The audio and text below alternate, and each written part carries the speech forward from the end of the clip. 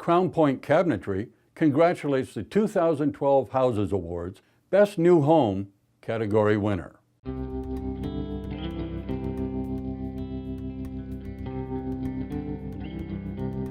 Santa Cruz is kind of the ideal combination of pretty good everything. Like, it has a pretty good intellectual environment, and it has a pretty good cultural environment. It has pretty good surf. It's a small town. It's just a wonderful place. And it's also a neighborhood where our kids can kind of run loose. You know, the park's right here, and the kids can just go cruise down to the creek and, you know, hang out without us having to come with. I'm Bernie. I'm Erica. And this is our new home. The homeowners on this house were looking for a house that was ecological, but they're also regionalists, and having a house that really spoke to the area and also to be a family home. I'm Anni Tilt, and I'm the architect. The exterior house is fairly eclectic. It has a lot of natural materials. That kind of play of materials gives you kind of a sense of what might be going on inside. If you look at a section of this house, it's a fairly simple section. It's a kind of a wedge up to the south with overhangs and trellises so that you're shading it in the summertime, but it allows that low winter sun to get deep into the space. It allows a lot of solar gain in the wintertime, but it also changes how it feels. I definitely was excited to have a home that faced the sun and faced the park and sort of embraced the setting. And then I think the other thing that I really value is, you know, a home that's not just about how it looks, but, you know, what's behind that, the substance of the place. There's a little bit of a backstory to a lot of the materials that are in the house, but, you know, some of my favorite are all these the driftwood, just because we collected it all and it took a long time and it was really difficult. We got it from a bunch of local beaches. We talked about doing things like incorporating this huge collection of beach glass that Bernie's mom and Bernie collected when he was a child. I think that having a house that is a reflection of the people that live in it is really important. So the madrone trunk that is sort of featured in the living room, dining room, was something that was actually found. Friends of theirs that had fallen, and they went and got it. So there's both a kind of whimsy in what it looks like, but there's also this connection in terms of a personal story. And then Bernie and I both really like a lot of color, so we were excited that you know, Annie and the team also seemed to want to, you know, be excited about playing with lots of different colors. We play with color as much as our clients let us play with color.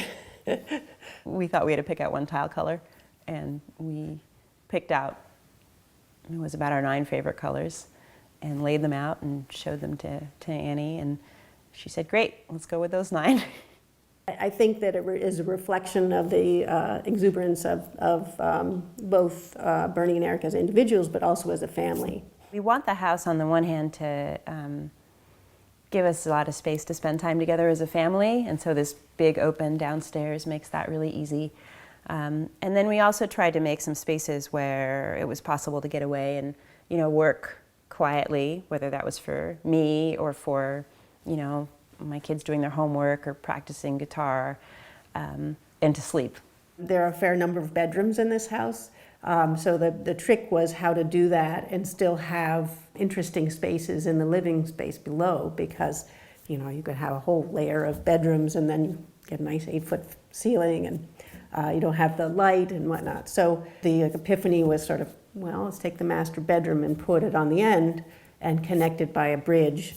And that allows you to have both kind of privacy, separation, but it also creates variability in the space inside and brings the high sun into this space. I didn't imagine it was going to be such an amazing house, such a beautiful house, and also such a kind of a pleasant house to live in. I knew it was going to be energy efficient. I knew we were getting, like, scratching around at 0 energy, but I didn't know it was going to be such a great place to live. So I feel like that combination of the functional aspects of the house, and then all of the details and the materials with stories behind them and so on, all of that really, you know, they really sort of satisfy all these different parts of me. And yeah, I feel like this house is a great expression of what our family sort of envisions as a good way to, a good way to live and a good way to grow up. I think when you're starting to design a home, you really need to establish your priorities. And some of them are obviously very practical, but I also think it's really important that you express what you want the home to feel like and to be like, and how it should work for you. Because I think that there's a kind of assumption about what houses do, but when you sort of back off and look at the philosophy of house, some people it's more of a sanctuary, and some people it's all about family and connection. And so if you can really establish those as priorities, before you even start designing or start thinking about what the master bath looks like, that it really can guide the process.